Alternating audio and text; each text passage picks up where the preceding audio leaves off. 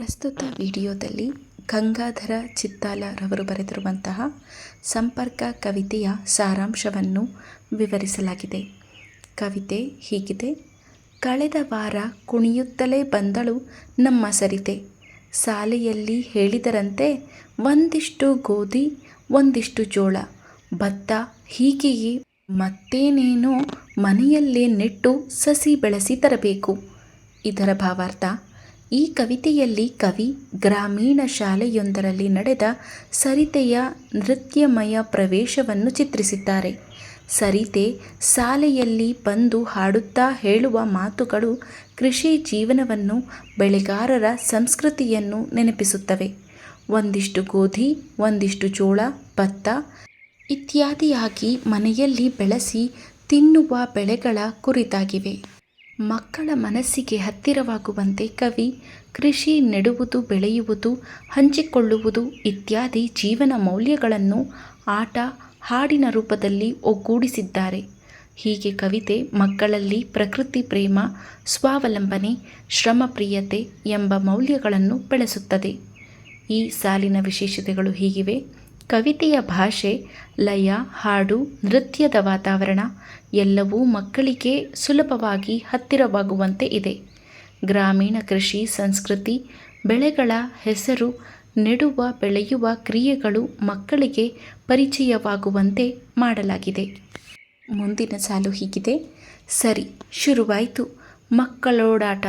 ಲಘು ಬಗೆ, ಗಲಭೆ ನಾವಿರುವ 5ನೇ ಮಜಲಿನೆತ್ತರದಲ್ಲೇ ಭರದ ಬಿತ್ತನೆ ಕೆಲಸ. ಇದರ ಭಾವಾರ್ಥ: ಮಕ್ಕಳು ಶಾಲೆಯಲ್ಲಿ ಓಡಾಟ, ಆಟ, ಗಲಾಟೆಯಲ್ಲಿ ನಿರತರಾಗಿರುವ ದೃಶ್ಯವನ್ನು ರೈತನು ಹೊಲದಲ್ಲಿ ಬಿತ್ತನೆ ಮಾಡುವ ದೃಶ್ಯಕ್ಕೆ ಹೋಲಿಕೆ ಮಾಡಿದ್ದಾರೆ.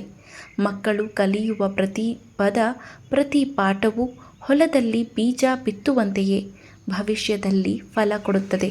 ಹೀಗೆ ಶಾಲೆ ಎಂದರೆ ಕೇವಲ ಪಾಠ ಹೇಳುವ ಸ್ಥಳವಲ್ಲ, ಅದು ಜೀವನ ಬೆಳೆಸುವ ಹೊಲವೇ ಎಂಬ ಸಂದೇಶವನ್ನು ಕವಿ ಮನದಟ್ಟಾಗಿಸುತ್ತಾರೆ. ಈ ಸಾಲಿನ ವಿಶೇಷತೆಗಳು: ಸಾಲುಗಳಲ್ಲಿ ಆಟ, ಪಾಠ, ಗಲಾಟೆಯ ಲಯದಿಂದಲೇ ಮಕ್ಕಳ ಕಿರುನಗೆಯ ವಾತಾವರಣ ಮೂಡುತ್ತದೆ. ಜ್ಞಾನವನ್ನು ಬೀಜದಂತೆ ಬಿತ್ತಿದರೆ ಅದು ಭವಿಷ್ಯದಲ್ಲಿ ಸಮಾಜಕ್ಕೆ ಫಲ ಕೊಡುವುದೆಂಬ ಸಂದೇಶವಡವಿದೆ. ಮುಂದಿನ ಸಾಲು: ಮೋಜೆನಿಸಿ ನೋಡುತ್ತಾ ಕುಳಿತೆ ಹೊಲ ಗದ್ದೆ ಕಾಣದಿ ಮರಿ ಕೃಷಿವಲರೆಲ್ಲ. ಖಾಲಿ ಟಿನ್ನುಗಳಲ್ಲಿ ಬೀದಿ ಧೂಳನ್ನು ತಂದು ಪಾತಿ ಕಟ್ಟಿ ಸುಕ್ಕಿದೊಣಕಲು ಬೀಜವಿಷ್ಟು ಹೂಳಿ ಬಾಟ್ಲಿ ನೀರಿನಲ್ಲೇ ಪ್ರಜನ್ಯ ಸುರಿಸಿ ಕೃತಕೃತ್ಯರಂತೆ ಸುಗ್ಗಿ ಕನಸ ಕಾಣುತ್ತಾ ನಿಂತ ಮುಗ್ಧ ಟಿವಿ 5-6 ದಿನ ಬೆಳಗ್ಗೆ ಎದ್ದು ಕೂತರು. ಯಾವ ಸುದ್ದಿ ಸುಳಿವೂ ಇಲ್ಲ, ಮೊದ್ದು ಮಣ್ಣಲ್ಲಿ. ಈ ಸಾಲಿನ ಭಾವಾರ್ಥ ಹೀಗಿದೆ. ಈ ಭಾಗದಲ್ಲಿ ಕವಿ ಮಕ್ಕಳು ಹೇಗೆ ರೈತರಂತೆ ಕೃಷಿ ಆಟವಾಡುವುದನ್ನು ಮನೋಹರವಾಗಿ ಚಿತ್ರಿಸಿದ್ದಾರೆ. ಮಕ್ಕಳಿಗೆ ಹೊಲ ಗದ್ದೆ ಸಿಗದ ಕಾರಣ ಅವರು ಖಾಲಿ ಟಿನ್ನುಗಳಲ್ಲಿ ಧೂಳನ್ನು ಮಣ್ಣೆಂದು ಭಾವಿಸಿ ತುಂಬುತ್ತಾರೆ. ಒಣ ಕಾಳುಗಳನ್ನು ಬೀಜವೆಂದು ಬಿತ್ತುತ್ತಾರೆ. ಬಾಟಲಿಯ ನೀರನ್ನು ಮಳೆಯೆಂದು ಸುರಿಸುತ್ತಾರೆ. ಹೀಗೆ ತಮ್ಮ ಆಟವನ್ನು ನಿಜವಾದ ಕೃಷಿಯೆಂದು ಭಾವಿಸಿ ಸುಗ್ಗಿಯ ಕನಸು ಕಾಣುತ್ತಾರೆ. ಆದರೆ 5-6 ದಿನ ಕಾದರೂ ಮಣ್ಣಿನಿಂದ ಯಾವ ಚಿಗುರೂ ಕಾಣಿಸದಿರುವುದನ್ನು ನೋಡಿ ಆಶ್ಚರ್ಯಗೊಳ್ಳುತ್ತಾರೆ. ಇದರಿಂದ ಮಕ್ಕಳ ಮುಕ್ತ ಕಲ್ಪನೆ, ಪ್ರಕೃತಿಯ ಅವಲಂಬನೆ ಮತ್ತು ಕೃಷಿ ಜೀವನದ ಸತ್ಯಗಳು ಮನದಟ್ಟಾಗುತ್ತವೆ. ವಿಶೇಷತೆಗಳು: ಬೆಳೆ ಬೆಳೆಯಲು ನಿಜವಾದ ಮಣ್ಣು, ಜೀವಂತ ಬೀಜ, ಮಳೆ ಬೇಕು ಎಂಬ ಸತ್ಯವನ್ನು ನೆನಪಿಸುತ್ತದೆ.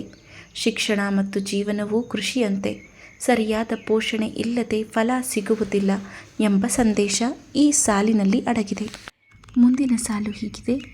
ಮೊನ್ನೆ ಮಾತ್ರ 1-2 ಕಣ ಅಲ್ಲಿ ಇಲ್ಲಿ ಅಲುಗಿದ ಕುರುಹು. ನಿನ್ನೆಯೋ ಒಳಗಿನೊಳಗೆ ಏನೋ ಮೈಮುರಿದು ನಿದ್ದೆ ತಿಳಿದೇಳುವ ಥರ.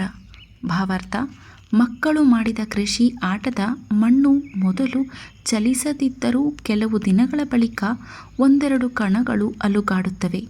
ಅದರೊಳಗೆ ಜೀವ ಜಾಗೃತಿಯಾಗಿರುವ ಲಕ್ಷಣಗಳನ್ನು ಮಕ್ಕಳು ಕಾಣುತ್ತಾರೆ. ಮಣ್ಣಿನ ಅಂತರಾಳದಲ್ಲಿ ಚಿಗುರುಗಳು ಮೊಳೆತು ಹೊರಬರಲು ಹೋರಾಟ ನಡೆಸುತ್ತಿವೆ ಎಂಬ ಭಾವನೆ ಮೂಡುತ್ತದೆ. ಇದನ್ನು ನೋಡಿ ಮಕ್ಕಳು ಆಶ್ಚರ್ಯದಿಂದ ಕೂಡಿದ ಆನಂದ ಅನುಭವಿಸುತ್ತಾರೆ.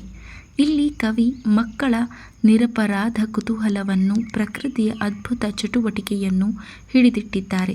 ವಿಶೇಷತೆಗಳು: ಮಣ್ಣಿನೊಳಗೆ ಮೊಳಕೆಯ ಹುಟ್ಟುವಿಕೆ ಕವಿತೆಯಲ್ಲಿ ಕವಿ ಸೂಕ್ಷ್ಮತೆಯಿಂದ ಬಿಂಬಿತವಾಗಿದೆ. ಮಣ್ಣು ಮೊದಲು ಸ್ತಬ್ಧವಾಗಿದ್ದರೂ ಒಳಗೆ ಚಟುವಟಿಕೆ ನಡೆಯುತ್ತಿರುತ್ತದೆ. ಹೀಗೆ ಜೀವನದಲ್ಲೂ ತಾಳ್ಮೆ ಅಗತ್ಯ ಎಂಬ ಸಂದೇಶ ಅಡಗಿದೆ. ಇಂದು ಕಣ್ಣ ಮುಂದೆ ತೆರೆದ ಅದ್ಭುತೋದ್ಭವ ಪ್ರಹರ. ಚಿಣ್ಣರೋಲು ದೂಡಿ ಕೊಂಬುದಿ ಹಣಿಕಿಕ್ಕಿ ಇಣಿಕಿವೆ ಸುತ್ತ ನೂರಾರು ಅಂಕುರ.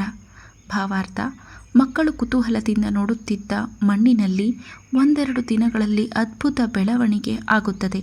ಕಣ್ಣೆದುರೇ ನೂರಾರು ಚಿಗುರುಗಳು ಮೊಳೆದು ಮಣ್ಣನ್ನು ಚೀರಿಕೊಂಡು ಹೊರಬರುತ್ತವೆ.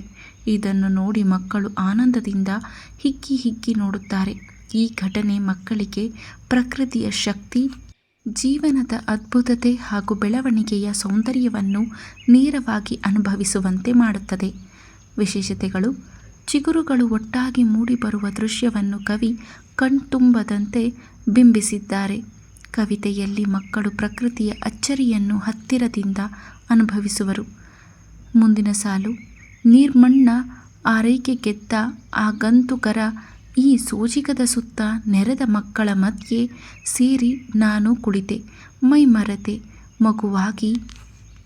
ಕವಿತೆಯ ಭಾವಾರ್ಥ: ಮಕ್ಕಳ ಜೊತೆ ಆಟವಾಡಲು ನೀರು, ಮಣ್ಣು, ಕೃಷಿಗೆ ಬಂದು ಸೇರಿದ ಅತಿಥಿಗಳು ಹೊಸ ಚಿಗುರುಗಳನ್ನು ನೋಡಿ ಆಶ್ಚರ್ಯಪಡುವರು. ಅವರ ಮಧ್ಯೆ ಕುಳಿತ ಕವಿಯೂ ಸಹ ತನ್ನನ್ನು ಮರೆತು ಮಗುತನಕ್ಕೆ ಮರಳುತ್ತಾನೆ. ಈ ಕ್ಷಣದಲ್ಲಿ ಮನುಷ್ಯ, ಮಗು, ಪ್ರಕೃತಿ ಎಲ್ಲ ಒಂದೇ ಸರಳ ನಿಷ್ಕಪಟ ಅನುಭವದಲ್ಲಿ ಬೆರೆತು ಹೋಗುತ್ತವೆ. ಹೀಗೆ ಕವಿತೆಯ ಅಂತ್ಯದಲ್ಲಿ ಮಗು, ಪ್ರಕೃತಿ, ಮನುಷ್ಯರ ಜೀವಂತ ಸಂಪರ್ಕವು ಬಲವಾಗಿ ವ್ಯಕ್ತವಾಗುತ್ತದೆ. ವಿಶೇಷತೆ: ಕವಿ ತಾನು ಮಗುತನಕ್ಕೆ ಮರಳುವುದು ಕವಿತೆಯ ಭಾವ ಸಂಪತ್ತನ್ನು ಹೆಚ್ಚಿಸುತ್ತದೆ. ಅಂಕುರೋದ್ಭವವನ್ನು ನೋಡಿದಾಗಲಿನ ಆಶ್ಚರ್ಯ ಕವಿತೆಯ ಪ್ರೇರಣಾ ಕೇಂದ್ರ. ಮುಂದಿನ ಸಾಲು: ನಿಯಾಳಿಸುತ್ತಾ ಕುಳಿತೆ ಮುದ್ದಾದ ಮೊಳಕೆಗಳ ಹಸುಳೆ ಮಿದು ನಯ ನುಣುಪ ತೊರೆಯೇ ಅಕ್ಕರೆಯೊರೆತೆ ಹತ್ತಿರಕ್ಕೆ ಬಾಗಿದೆ ತಟ್ಟಿ ಬೆರಳಾಡಿಸಿದೆ ಖುಷಿಪಟ್ಟೆ. ಭಾವಾರ್ಥ: ಮಕ್ಕಳು ಕಾದು ನೋಡಿದ ಮಣ್ಣಿನಲ್ಲಿ ಮೊಳಕೆಯ ಚಿಗುರುಗಳು ಕೊನೆಗೂ ಹೊರಬರುತ್ತವೆ. ಅವು ಮೃದುವಾದ, ನಯವಾದ ಹಸುರಿನ ಹಸುಗೂಸುಗಳಂತೆ ಕಾಣುತ್ತವೆ. ಮಕ್ಕಳು ಅವನ್ನು ಹತ್ತಿರಕ್ಕೆ ಬಂದು ತಟ್ಟಿಕೊಂಡು ಬೆರಳಾಡಿಸುತ್ತಾರೆ. ಈ ಕ್ಷಣದಲ್ಲಿ ಅವರ ಮುಖದಲ್ಲಿ ಖುಷಿ ತುಂಬುತ್ತದೆ. ಹೀಗೆ ಪ್ರಕೃತಿಯ ಚಿಕ್ಕ ಅದ್ಭುತವು ಮಕ್ಕಳ ಹೃದಯದಲ್ಲಿ ಆನಂದ ಮತ್ತು ಆಪ್ತತೆಯನ್ನು ತುಂಬುತ್ತದೆ. ವಿಶೇಷತೆಗಳು: ಚಿಗುರುಗಳನ್ನು ಕಂಡು ಮಗು ಹರ್ಷದಿಂದ ಬೆರಳಾಡಿಸುವ ದೃಶ್ಯ ಕವಿತೆಯ ಮಧುರ ಕ್ಷಣ. ಮಗು ಮತ್ತು ಚಿಗುರ ನಡುವೆ ಪ್ರೀತಿ, ಕಾಳಜಿ, ಸ್ನೇಹದ ನಂಟು ತೋರ್ಪಡಿಸಿದೆ.